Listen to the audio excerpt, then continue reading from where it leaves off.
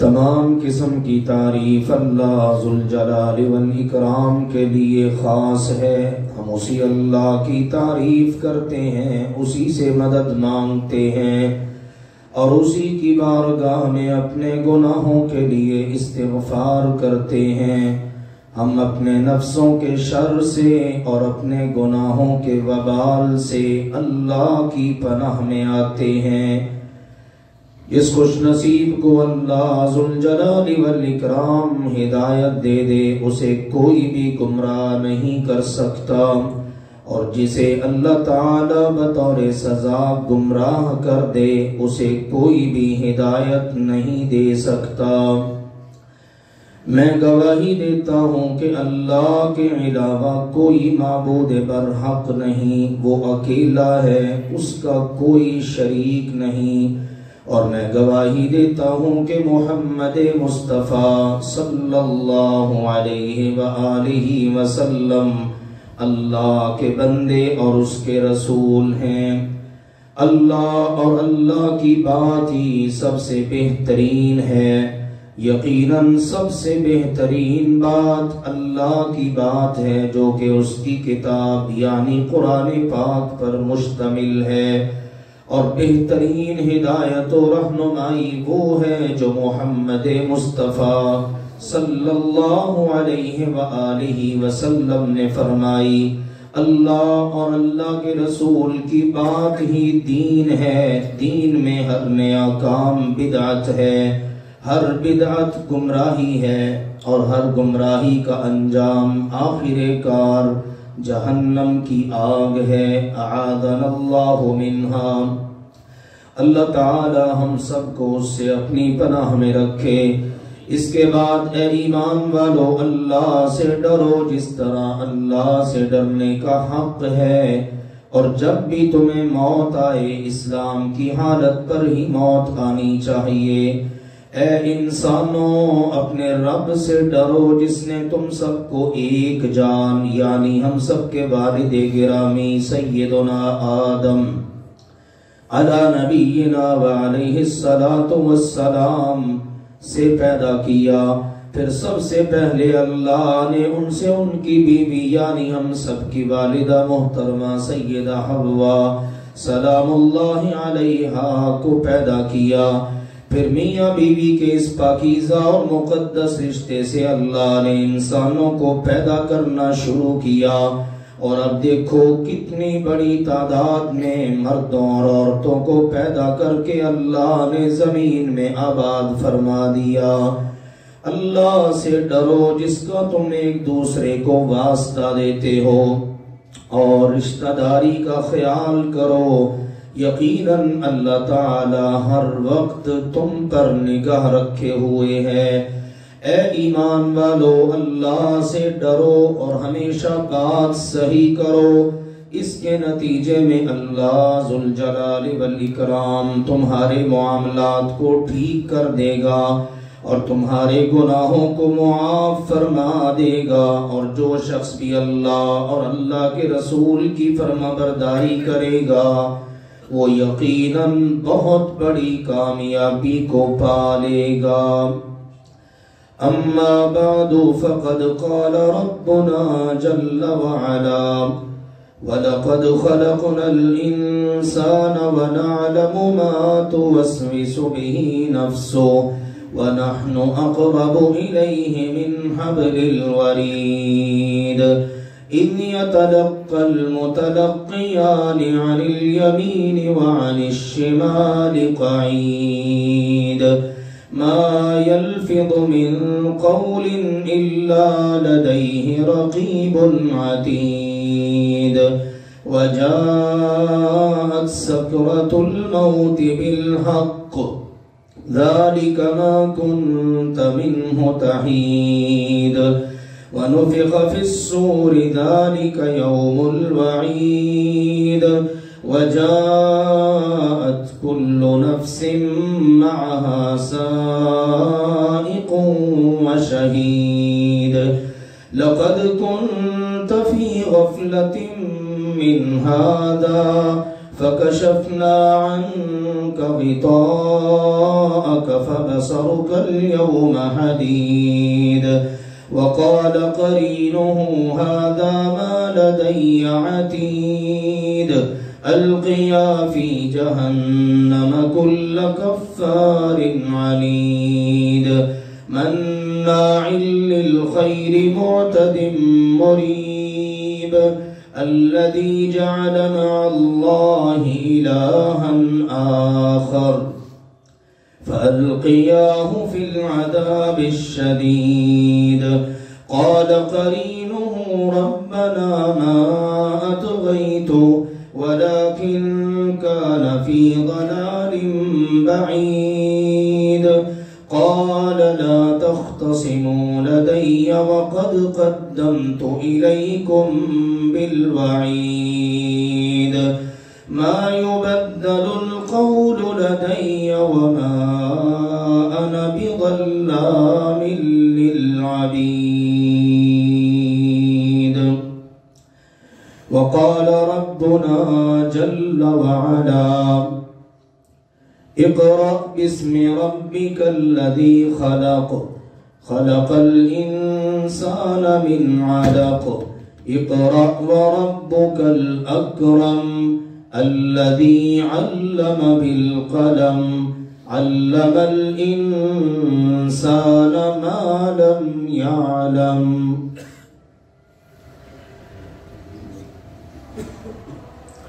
خطبات جمعہ میں بات چل رہی ہے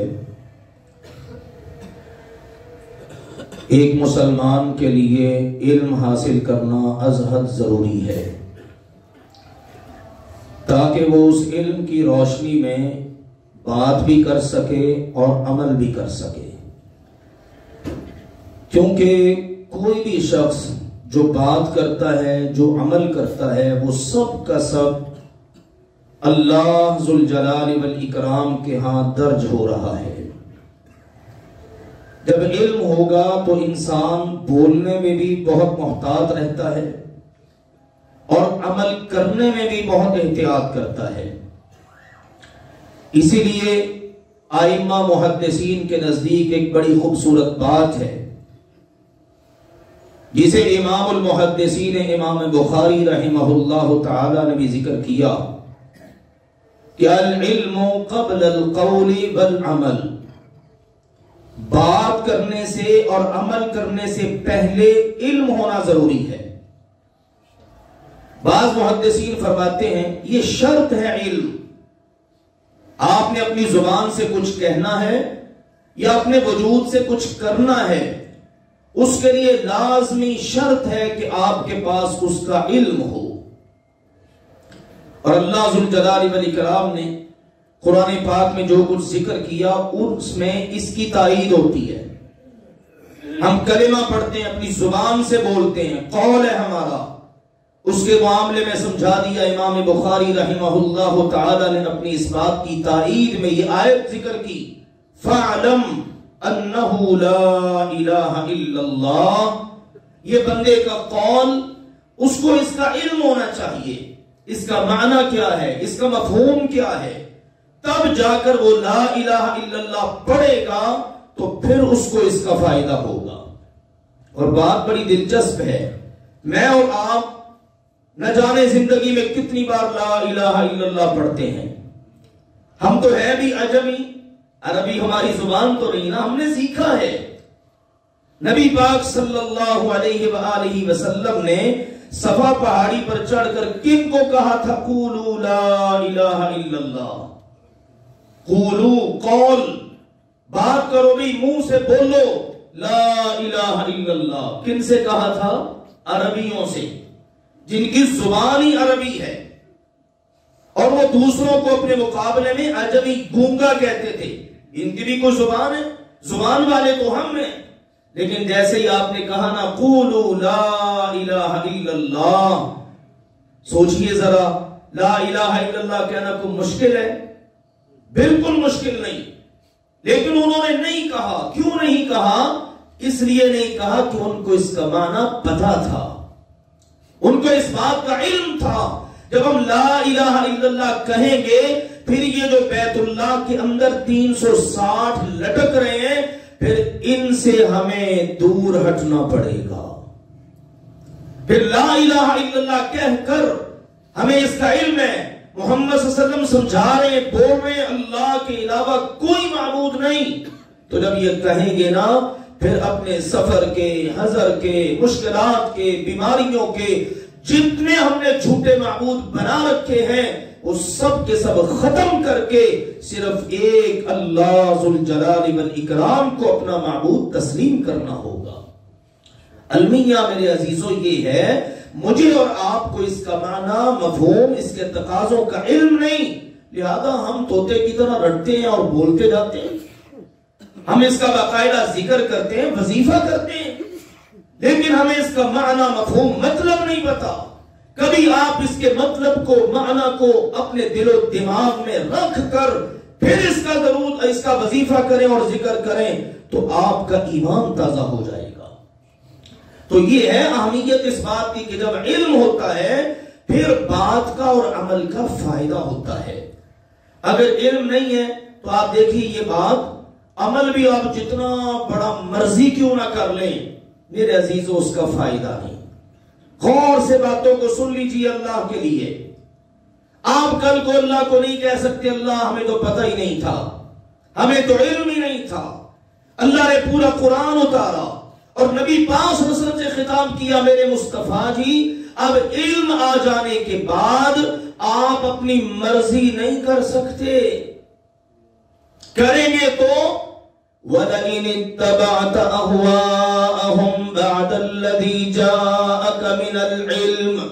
میرے مصطفیٰ کریم جی آپ کے پاس علم میں سے آ چکا، جو ضرورت تھی ہم نے اتار دیا، کس انسان نے کس طرح زندگی گزارنی ہے سب بتا دیا. عبادت کیسی ہو، معاملات کیسے ہو، اخلاق کیسے ہو، عقائد و نظریات کیسے ہو، زندگی گزارنی ہے پیدا ہونے سے لے کر مرتے دم تک کیسی زندگی ہو سب بتا دیا. اب بھی اگر آپ بھی اس علم کو چھوڑ کر اتبعت اہواءہم، ان کی یا اپنی خواہشات پر چلیں گے، فلاں تو نہیں بہت بڑا عالم ہے، اس کے تو کہنے ہی کیا ہے، اس کی تو زبان میں تاثیر ہی بہت ہے، میں نے تو فلاں بہت بڑے عالم سے سنا ہے، ہم تو اتنے عرصے سے فلاں عالم کو سن رہے ہیں، انہوں نے بات کی تھی. یہ پیچھے ذکر یہودیوں کا ہے. یہ پہلا پارہ پڑھ لیجئے، دوسرا پڑھ لیجئے، جہاں جہاں بھی یہ آیت آئی، اس جیسی دیگر آیات آئیں، اللہ نے پہلے بعد میں یہودیوں کا تذکرہ کیا، اس لیے کہ یہودیوں کو اپنے علم پر بڑا مان تھا. یہ اہم بات بھی سمجھ لیجئے، یہودی اللہ کے غضب کا شکار ہوئے، ان پر اللہ کا غضب ہوا، اللہ کی لعنتیں ہوئی. کیوں؟ علم تھا، اس کے مطابق عمل نہیں تھا. علم تھا، تورات یاد ہے اور بہت کچھ یاد ہے، لوگوں کو فتوے دیتے ہیں، لوگوں کے فیصلے کرتے ہیں، سب کچھ ہے، لوگ ان کی طرف رجوع کرتے ہیں، مکہ والے بھی ان کی طرف رجوع کرتے تھے. علم تھا لیکن عمل نہیں. اللہ تعالیٰ نے ان پر اپنی لعنتیں برسائیں. ہم ہر نماز میں پڑھتے ہیں غیر المغضوب علیہم، اللہ یہ جن پر تیرا غضب ہوا ہے نا ان کے راستے پر ہمیں نہ چلانا، کہ علم ہو اور ہم عمل ہی نہ کریں. اور دوسرا طبقہ کون سا تھا؟ گمراہوں کا، نصارہ، عیسائی. عمل ہے لیکن علم نہیں ہے، عمل بڑا ہے، راہب بنے ہوئے ہیں، رہبانیت ابتدعوها ما كتبناها علیہم. اللہ نے فرمایا رہبانیت انہوں نے گھڑ لی، دنیا سے کٹ کٹا کے بس اللہ کے لیے اپنے آپ کو فارغ کر کے بیٹھو، مرضی کے درود، مرضی کے وظیفے، مرضی کے چلے، مرضی کی عبادات، مرضی کی خلوت، بس اللہ کا ذکر کرو، اللہ کو یاد کرو، دنیا سے کٹ جاؤ. لیکن اس پر اللہ رسول کی رہنمائی نہیں، علم نہیں ان کے پاس. تو کیا ہوئے وہ؟ گمراہ. وَلَضَّالِّينَ. اللہ ان گمراہوں کے راہ پر بھی ہمیں نہ چلانا کہ ہم عمل تو کرتے جائیں، ہمیں علم ہی نہ ہو. اس لیے میرے عزیزوں مسلمان کا امتیاز کیا ہے؟ مسلمان علم لیتا ہے، حاصل کرتا ہے، پھر اس کے مطابق عمل کرتا ہے، بات کرتا ہے تو اس کی روشنی میں، عمل کرتا ہے تو اس کی روشنی میں.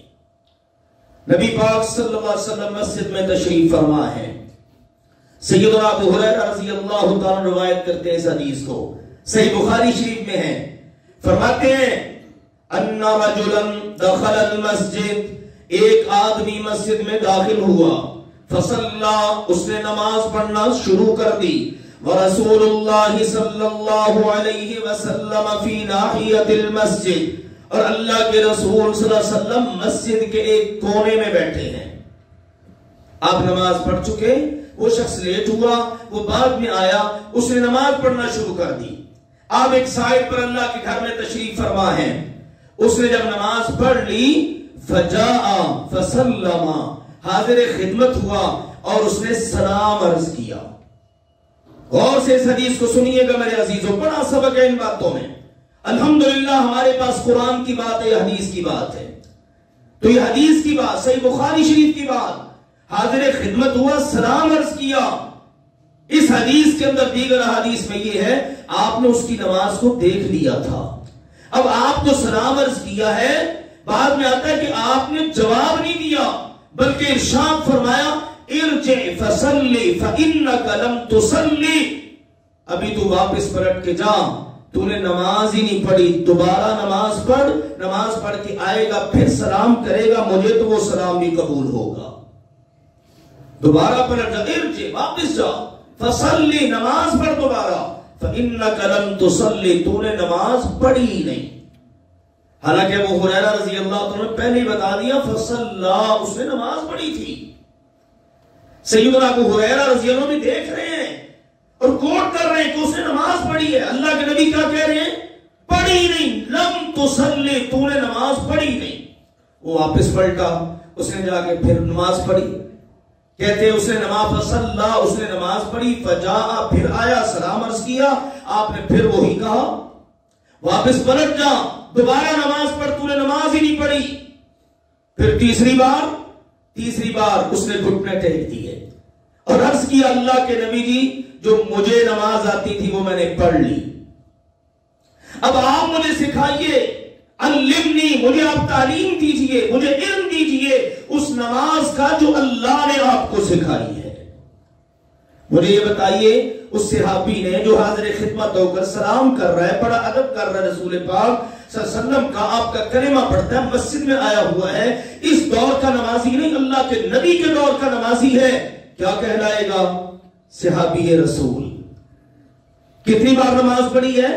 3 بار، اور اللہ کے نبی کی خدمت میں آ کے حاضر ہوتا اور آپ کہہ رہے نماز ہی نہیں۔ میرے عزیزوں، ذرا دلوں کو تھام کر اس سوال کا جواب تیار کر لیجئے، کیونکہ یہ جواب اللہ کو دینا ہے۔ اگر اللہ کے رسول کی نماز کے مقابلے میں صحابی رسول کی نماز نہیں چل سکتی، تو بعد کے آنے والے ائمہ کی نماز چل سکتی ہے؟ سوال آپ کے سامنے ہے، باتیں کھڑی ہیں۔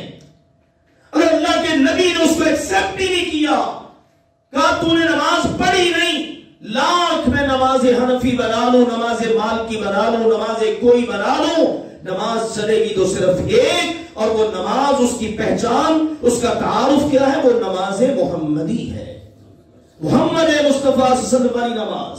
تو اتنی بڑی یہ مثال ہے ہمارے سے، پھر آپ نے اس کو نماز سکھائی، پورا طریقہ بتایا، رکوع کا بتایا، سجدے کا بتایا، قیام کا بتایا، ایک ایک بات بتائی، اور پھر آخر میں کہا اس طرح نماز پڑھنی ہے تو نے، اور ساری نماز کو اسی طرح مکمل کرنا ہے۔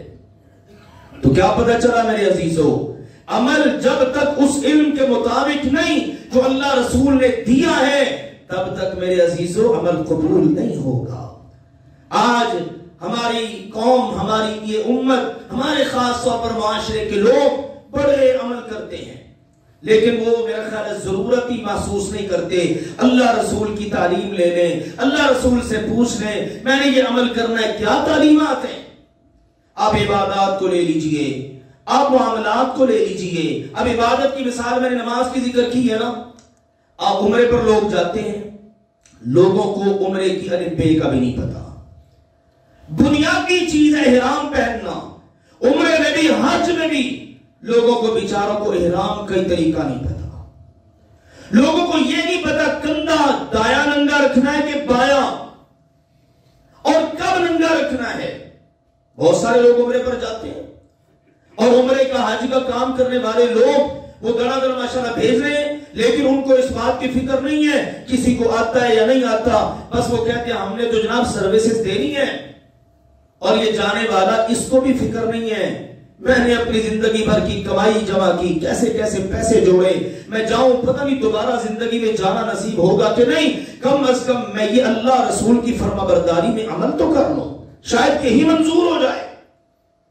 یاد رکھو میرے عزیزوں، اللہ کے نبی صلی اللہ علیہ وسلم نے تو کوئی بات چھپائی نہیں، نبی رپٹی رکھی نہیں، آپ نے فرمایا من عمل عملا لیس علیہ امرنا فہو رد، جو عمل بھی بندہ کر لے لیکن اس عمل پر ہمارا حکم نہیں ہے، ہماری اجازت، ہمارا ارشاد، ہمارا فتویٰ کس کا؟ اللہ رسول کا، جن کا ہم نے کلمہ پڑھا ہے، جن کی باتیں آپ سن رہے ہیں، ان کا اگر آرڈر نہیں ہے فرمایا فہو رد، وہ رد ہو جائے گا، ریجیکٹ کر دیا جائے گا۔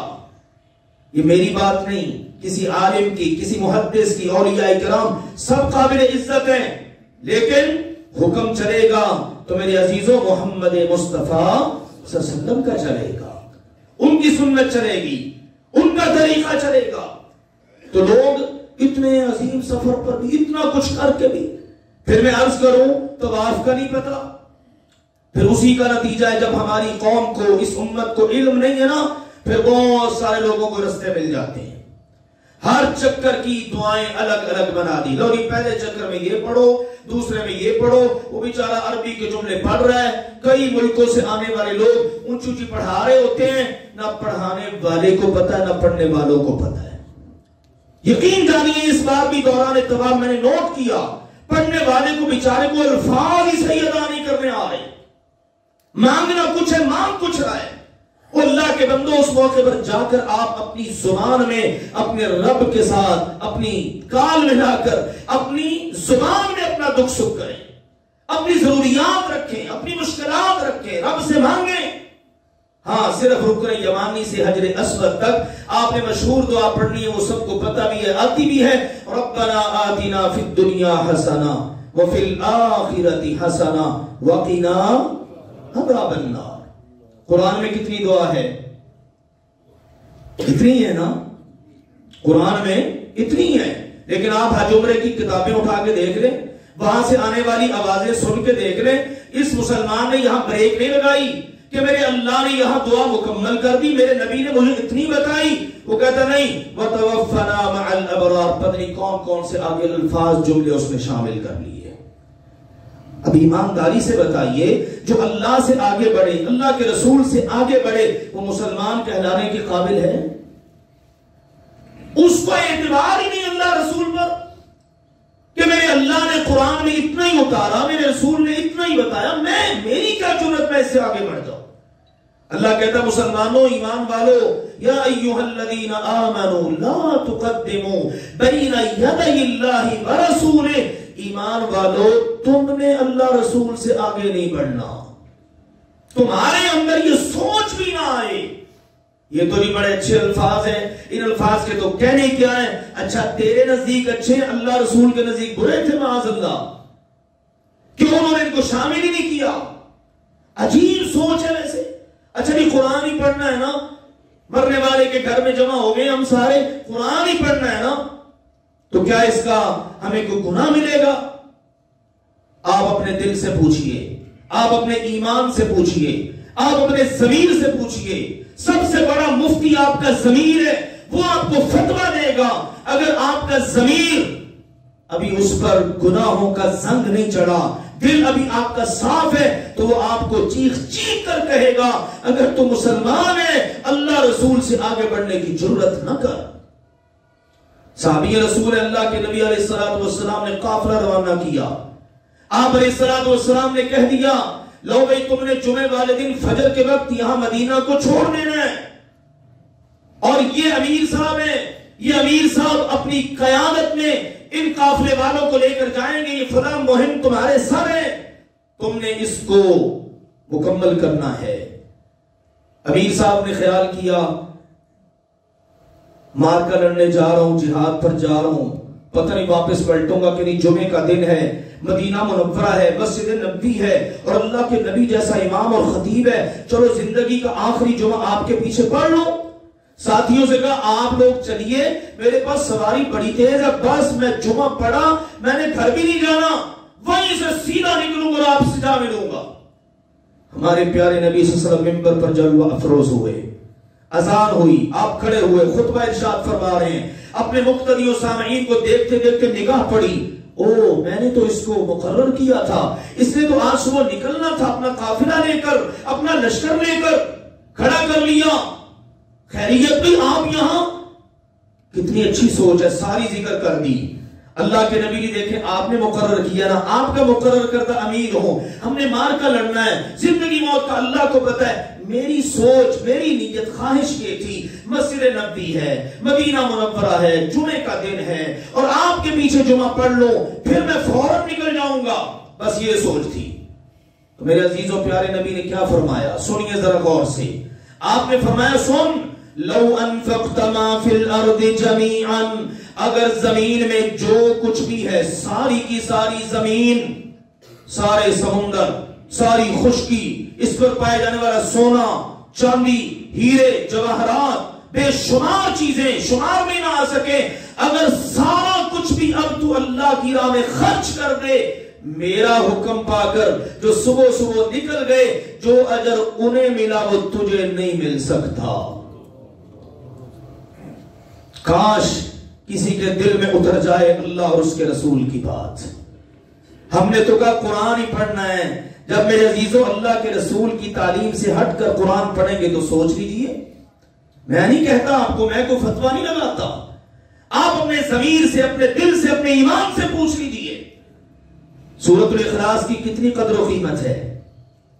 ایک بار پڑھے کتنے پاروں کا ثواب ہے؟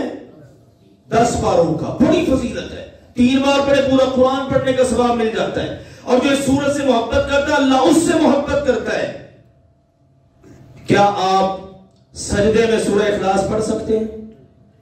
آپ کو یہ بڑی فضیلت ہے، میں نے سجدے میں سر رکھ کر میں نے اتنے قرآن پڑھ لیے، چلو فرضی میں نہ صحیح، سنتوں میں پڑھ لیں، نفلوں میں پڑھ سکتے ہیں، تشہد میں پڑھ لیں، کیوں نہیں؟ ثواب کا ہی تو کام ہے۔ نہیں میرے عزیزو، اس لیے نہیں پڑھ سکتے کہ اس موقع پر محمد رسول اللہ صلی اللہ علیہ وسلم نے نہیں پڑھا۔ حجر اسود ہے، عمر بن خطاب جیسا مومن ہے، ہم بھی مومن ہیں، وہ بھی مسلمان تھے، ہم بھی مسلمان ہیں، حجر اسود کو بوسہ دینے لگے، کہنے لگے واللہ انی لأعلم، اللہ کی قسم مجھے پتہ ہے تو ایک پتھر ہے، انک حجر، تو ایک پتھر ہے، لا تنفع ولا تضر، یہ پتھر کسی قبر پہ نہیں لگا ہوا، یہ کسی مزار پہ نہیں لگا ہوا، یہ کسی آستانے پہ نہیں لگا ہوا، اللہ کے مبارک گھر میں لگا ہوا ہے، جنت سے آیا ہوا ہے، سفید تھا، ابن آدم کے گناہوں نے اس کو سیاہ کر دیا۔ فرمانے لگے تو ایک پتھر ہے، نہ نفع دے سکتا نہ نقصان۔ پھر فرمانے لگے اللہ کی قسم اگر میرے رسول نے تجھے بوسہ نہ دیا ہوتا تو میں کبھی تجھے بوسہ نہ دیتا۔ قربان چاہے نظیم المرتبت ہستیوں پر جنہوں نے کیسا خوبصورت درس دیا۔ آؤ میرے عزیزوں، میں اور آپ بھی یہی سوچ بنائیں، بھئی نماز میں نے پڑھنی ہے، میں تو بس وہی پڑھوں گا جو میرے نبی نے پڑھی ہے، بات میں نے بس وہ کرنی ہے جو میرے نبی نے کی ہے، عمل میں نے وہ کرنا ہے جو میرے نبی نے کیا ہے۔ یہ تو مختصراً باتیں ہوتی ہیں جمعے میں، یہ چند ایک باتیں میں نے آپ کو ذکر کی ہیں، اور بھی کچھ چیزیں انشاءاللہ چلتے چلتے ذکر کروں گا، کیونکہ ماشاءاللہ اللہ نے لوگوں کو شوق دیا ہے، بڑی تعداد میں لوگ عمرے کے لیے جا رہے ہیں، آگے رمضان آ رہا ہے، پھر حج آئے گا، جن خوش نصیبوں کو اللہ سعادت بخشے وہ جائیں گے، لیکن یہاں پر میں آپ کو اس بات کی اہمیت آپ کے سامنے اجاگر کرنا چاہتا ہوں، جانے سے پہلے علم ضرور حاصل کر لیجئے۔ الحمدللہ بعض لوگوں کو شوق ہوتا ہے، آ جاتے ہیں، میں ایک ایک کو پورا طریقہ بتاتا ہوں، کوئی لمبا چوڑا وقت نہیں، 10 سے 15 منٹ میں آپ پورا عمرے کا طریقہ سمجھ سکتے ہیں، سیکھ سکتے ہیں۔ پھر الحمدللہ علماء موجود ہیں، وہاں موجود ہیں، مسائل موجود ہیں، یہاں آپ رابطے میں آ سکتے ہیں، جہاں آپ کو ڈاؤٹ ہو، جہاں شک گزرے، آپ وہ اہل علم سے رابطہ کریں، اپنے عمل کی قدر کیجئے۔ ملا ہوا یہ وقت زندگی کے اندر یہ عمل کا آخری وقت ہے، جب موت آ گئی نا پھر عمل کا موقع نہیں ملے گا، پھر حساب ہی حساب ہے، جزا ہی جزا ہے، بدلہ ہی بدلہ ہے۔ اس سے پہلے ہم اپنی سمت کو درست کریں۔ اللہ تعالیٰ سمجھنے اور عمل کرنے کی توفیق عطا فرمائے۔ وآخر دعوانا ان الحمدللہ رب العالمین۔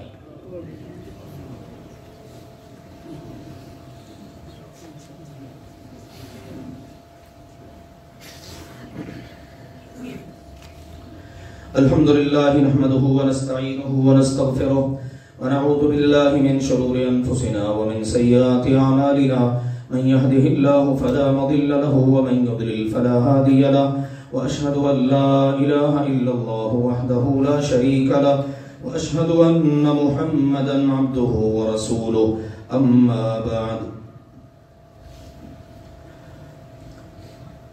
اللہ تعالیٰ کا کلام کتنا پیارا اور کتنا واضح ہے،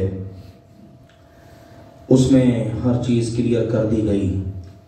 سابقہ ظالم اقوام کے حالات، ان کے اعمال، متکبر لوگوں کے حالات، ان کے قصے ذکر ہوئے اور ان کا انجام بھی ذکر ہوا۔ موسیٰ علیہ السلام کا چچا زاد ہے قارون، کتنا قریبی تعلق ہے۔ پہلے کنگال تھا بیچارہ، مال نہیں تھا، موسیٰ علیہ السلام کے پاس آیا، دعا کروائی، اللہ نے اپنے کریم کی دعا قبول کر کے مال دے دیا۔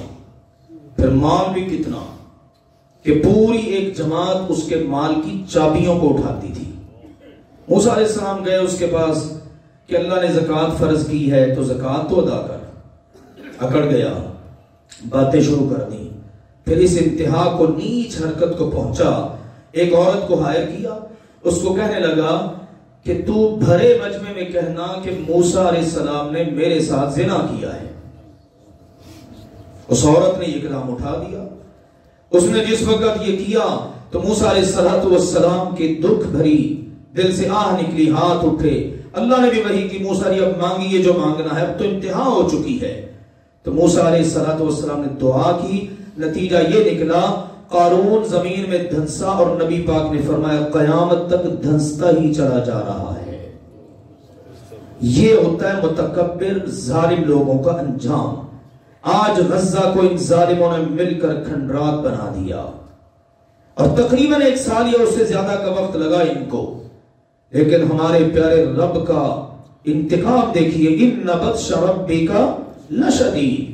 اس وقت میڈیا چیخ رہا ہے، سوشل میڈیا پہ شور پڑا ہوا ہے، لاس اینجلس امریکہ میں لگی آگ بجھانے کی کوشش کر رہے ہیں لیکن نہیں بجھ رہی، اور اللہ نے اس سارے ایریے کو صرف 1 دن میں، چند لمحوں میں کھنڈرات میں بدل کے رکھ دیا۔ اللہ کہتا فجعلناہم حصیدا خامدین، ہم ان کو اس طرح بنا کے رکھ دیتے ہیں جیسے راکھ ہوتی ہے۔ چیخ رہے ہیں امریکی کہ ہمارا کیا بنا، اور آپ اللہ کی قدرت دیکھیے، بالکل سمندر کے کنارے پر اربوں ڈالر کا بنا ہوا ان کا ایک محل جل رہا ہے، لہریں آ رہی ہیں، قریب سے ہو کر واپس پلٹ جاتی ہیں۔ سمندر پر حکم کس کا چلتا ہے؟ سپر پاور پھر کون ہے؟ اللہ ذوالجلال والاکرام۔ دیکھو جو اپنے آپ کو سپر پاور کہتے تھے ان کا حال کیا ہو رہا ہے۔ یقین جانیے اس میں بڑا درس عبرت، ان فی ذالک لعبرۃ لأولی الابصار، دیکھنے والوں کے لیے بڑا درس موجود ہے۔ میں آج یہ چیز دیکھ رہا تھا، اللہ تعالیٰ، اس کی محبت، پھر اس کی طرف سے پکڑ کا احساس، یہ ساری چیزیں اجاگر ہوتی ہیں۔ تو میرے عزیزو، یہ اللہ تعالیٰ ہے۔ ان ظالموں نے اتنا ظلم ڈھایا، سچ کہا ظلم آخر ظلم ہے، بڑھتا ہے تو مٹ جاتا ہے۔ امریکہ نے کتنی سپورٹ کی، کیا کچھ، اب کوئی بھی نہیں آگے بڑھا۔ لوگ چیخ رہے ہیں، عورتیں چیخ رہی ہیں ان کی، اور وہ اپنے کھنڈرات پر چل پھر رہے ہیں، دیکھ رہے ہیں، وہاں سے گاڑیوں پر گزر رہے ہیں اور اپنی گورنمنٹ کو کوس رہے ہیں۔ جناب انہوں نے کچھ بھی نہیں کیا، بھئی کوئی کچھ بھی نہیں کر سکتا۔ جب رب کا عذاب آتا ہے نا، پھر اللہ کہتا بھاگنے کی کوشش کرتے ہیں، ہم کہتے ہیں لا ترکضوا، اب نہیں بھاگو، وارجعوا الی ما اترفتم فیہ ومساکنکم لعلکم تسألون، اب تو تمہارا وقت آ چکا ہے، اپنے ظلموں کا تمہیں حساب دینا ہوگا۔ پلٹ جاؤ اپنے ان تمام جگہوں پر، بڑے عالی شان مارکیٹ، ولاس اور بنگلے اور نہ جانے کیا کچھ تم نے ظلم کر کر کے بنا رکھا تھا۔ اس وقت کہتے ہیں یا ویلنا انا کننا ظالمین، اس وقت پتہ چلا ہائے ہم ہی ظالم تھے۔ اللہ کہتا ہے ان بطش ربک لشدید، تیرے رب کی پکڑ بڑی سخت ہے۔ بہرحال اس میں ہمارے لیے سبق بھی ہے، جب انسان مسلمان نہ کرے پھر اللہ تو کچھ نہ کچھ کرتا ہی ہے نا۔ امت 1.5 ارب سے زیادہ 2 ارب پونے 2 ارب سوئی پڑی ہے، کبھی غزہ میں، کبھی کشمیر میں، کبھی کہیں کس طرح سے مسلمانوں کی نسل کشی ہو رہی ہے، مسلمان اٹھنے کا نام نہیں لیتے۔ تو اللہ ذوالجلال والاکرام تو پھر بعض اوقات اپنی قدرتوں کی جھلک دکھاتا ہے، اور یہ ہلکی سی جھلک ہے۔ انسان کی ساری مخلوق مل کر بھی اللہ ذوالجلال والاکرام کے حکم کو نہ ٹال سکتی ہے، نہ اس کے مقابلے میں کھڑی ہو سکتی ہے۔ اللہ تعالی انسانوں کو اس حقیقت کو سمجھنے کی توفیق عطا فرمائے۔ 2 اطلاعات ہیں، اعلانات ہیں میرے عزیزوں۔ ایک تو اللہ کے فضل و کرم سے آپ نے ماشاءاللہ پچھلے خطبات میں بھی بعض بچوں کے آخری اسباق سنے۔ آج ایک بچہ ہے، قاری صاحب مجھے بتا رہے تھے اور میں کہہ رہا تھا غریبوں کے بچے ہی ماشاءاللہ پڑھتے ہیں۔ یہ بچہ گرین ٹاؤن سے ماشاءاللہ آتا ہے، اور بعض اوقات یہ صورتحال ہوتی کہ اس کے پاس آنے جانے کا کرایہ بھی نہ ہوتا۔ قاری صاحب کہتے ہیں کہ ہم اس کو ماشاءاللہ کرایہ بھی دیتے آنے جانے کا، اور اس بچے نے بڑی محبت سے بڑی محنت سے پڑھا۔ والد محترم ماشاءاللہ اس بچے کے محنت مزدوری کرتے ہیں۔ ابھی میں پوچھ رہا تھا ابو کیا کرتے ہیں، کہتا جی اب جاب لیس ہیں۔ پہلے ان ڈرائیو پہ رکشہ یا گاڑی وغیرہ چلاتے تھے، لیکن اب ان کے پاس کوئی جاب نہیں ہے، لیکن دنیا میں نہیں ہے، اللہ قیامت کے دن بہت کچھ عطا کرے گا انشاءاللہ۔ تو یہ بچہ وہ ہے جس نے ماشاءاللہ حفظ کیا، اور ہمارے استاد محترم حافظ زاہد صاحب بزرگ استاد بتا رہے تھے، اس بچے نے آخری دنوں میں ماشاءاللہ آدھا پارا سنایا، اتنے ذوق شوق کے ساتھ، اتنی سپیڈ اس کی بن گئی۔ تو انشاءاللہ اس بچے کا آخری سبق ابھی ہم نماز جمعہ کے بعد سنیں گے۔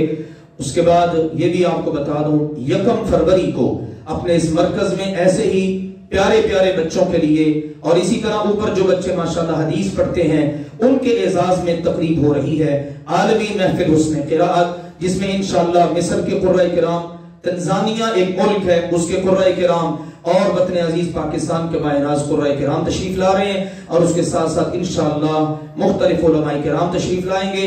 محترم قاری شیخ یعقوب صاحب، سید ضیاء اللہ شاہ بخاری صاحب، اور اسی طرح سے محترم مولانا منظور احمد صاحب، اسی طرح سے مولانا ناصر مدنی صاحب اور دیگر۔ آپ سب سے گزارش ہے انشاءاللہ 1 فروری نماز مغرب آپ نے ہمارے پاس یہاں ادا کرنی ہے، اور اس کے بعد انشاءاللہ مکمل پروگرام ان بچوں کے اعزاز میں اٹینڈ کرنا ہے۔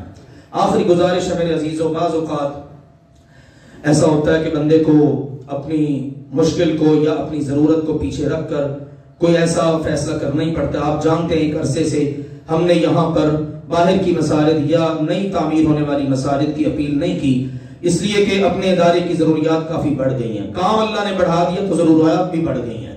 میں ایک عرصے سے غور کر رہا تھا، آپ دیکھیے حرمین شریفین کا نظام چلتا ہے تو وہ بھی وسائل سے ہی چلتا ہے۔ جن لوگوں کو اللہ نے مکہ مکرمہ کی حاضری دی، اللہ سب کو حاضری نصیب فرمائے۔ آپ باب ملک عبدالعزیز سے باہر نکلے تو مکہ ٹاور ہے، کلاک ٹاور، اس کی سارے کی ساری جتنی بھی اس کی آمدن ہوتی ہے وہ سب کہاں خرچ ہو رہی ہے؟ بیت اللہ شریف مسجد حرام پر۔ بادشاہ رہے نہ رہے لیکن اللہ کا گھر بھی رہے اور اللہ کے گھر کا نظام بھی چلتا رہے۔ ہماری قوم کی سوچیں بڑی محدود ہیں، تو مسجد کے نام کی کوئی چیز بنا لو، اس کو وقت پراپرٹی قرار دے کر اب اس کو کہ اس کی جتنی آمدن ہے ساری مسجد پر خرچ ہوگی۔ کئی بیچارے جنہوں نے نہ لینا ہوتا ہے نہ دینا ہوتا ہے، باتیں بڑی کرنی ہوتی ہیں۔ لو جی مولوی صاحب نے پتہ نہیں کیا، بھئی مولوی صاحب نے قبر میں لے کے جانا ہے، بتاؤ بھئی مولوی صاحب کی جو سوچ یہ ہے ایسا بیک اپ ہو کہ وہاں سے چیزیں آئیں اور اللہ کے گھر کا نظام چلتا رہے۔ مکہ مکرمہ میں وہاں ایک بہت بڑا خاندان راجہی خاندان، ان کے بینک بھی ہیں ماشاءاللہ۔ دوست احباب اللہ برکت دے، اللہ نے وہاں پر مواقع دیے۔ اس سفر کے اندر امام مسجد نبوی سے بھی ملاقات ہوئی الحمدللہ، اور بھی دیگر۔ تو راجہی خاندان جب وہاں پر گئے تو ایک مسجد ہم نے دیکھی مکہ مکرمہ میں، عزیزیہ، بڑی عالی شان مسجد، اور ارد گرد ساری مارکیٹیں، کئی منزلہ۔ تو انہوں نے بتایا یہ جتنی مارکیٹیں ہم نے بنا دی ہیں اور ان کی ساری آمدن اس مسجد پر خرچ ہو رہی ہے۔ اللہ ہمارے پاکستان کے اندر بھی دینی اداروں کو، مدارس کو، مساجد کو ایسے ہی اسباب و وسائل عطا فرما دے، آمین یا رب العالمین۔ بہرحال مساجد کے لیے کیا ہوتا ہے، یہ اپیلیں ہوتی ہیں میرے عزیزوں، اور میں سلام پیش کرتا ہوں دوستوں احباب کو، حضرات خواتین کو، جو ماشاءاللہ جب بھی ایسی کوئی آواز کان میں پڑتی ہے تو کبھی پیچھے نہیں رہتے۔ یہ میرے ایک عزیز ہیں، کافی عرصے سے رابطے میں تھے، تو یہاں پر ماشاءاللہ تشریف فرما ہیں، ظفر اقبال صاحب، یہ دینی رشتہ ہے الحمدللہ ان کے ساتھ. تو محترم شاہد پرویز صاحب ہمارے ایک دوست ہیں، انہوں نے ان کو بھیجا، مسجد زیر تعمیر ہے، یہ IBL سکیم ہے سوزو واٹر پارک کے قریب. تو میرے عزیزوں وہ مسجد زیر تعمیر ہے، ابتدائی کام اس کا جاری و ساری ہے. تو ماشاءاللہ جو بھی مسجد اس طرح نئی تعمیر ہوتی ہے آپ احباب اس میں بڑھ چڑھ کر ماشاءاللہ حصہ لیتے ہیں. تو آپ کو پتہ ہے ہم نے وہ جھولی تو بند کی ہوئی ہے، لیکن آپ ماشاءاللہ اللہ آپ کو جزا دے، جب بھی میں اعلان کرتا ہوں آپ ویسے بھی تعاون کر جاتے ہیں، لیکن آج آپ نے خصوصی انشاءاللہ تعاون کر کے جانا ہے. جب تک یہ مساجد انشاءاللہ قائم و دائم رہیں گی اللہ کے فضل و کرم سے انشاءاللہ العزیز ہمارا اجر ہمیں ملتا رہے گا. بعد میرے ساتھی ہیں بیچ میں بیٹھے ہیں، انہوں نے مجھے اپیل کے لیے کیا رکھا تھا، تو انشاءاللہ تعالی ہم ان کے لیے بھی کوشش کریں گے. قاری وقاص صاحب ماشاءاللہ ساروں نے نیچے کر لیا، یہ بھی مسجد ماشاءاللہ مدرسہ تعمیر کر رہے ہیں، ہمارے استاذ بھی ہیں. انشاءاللہ ان کے لیے بھی ایک جمعے میں ہم آپ سے گزارش کریں گے، آپ ابھی سے ذہن بنا لیجئے. لیکن آج آپ نے اس مسجد کے لیے انشاءاللہ بھرپور میرے عزیزوں تعاون کر کے جانا ہے، اور آپ کا دیا ہوا انشاءاللہ جس رب کو آپ نے دینا ہے نا وہ رب کبھی ضائع نہیں کرے گا. وآخر دعوانا ان الحمدللہ رب العالمین.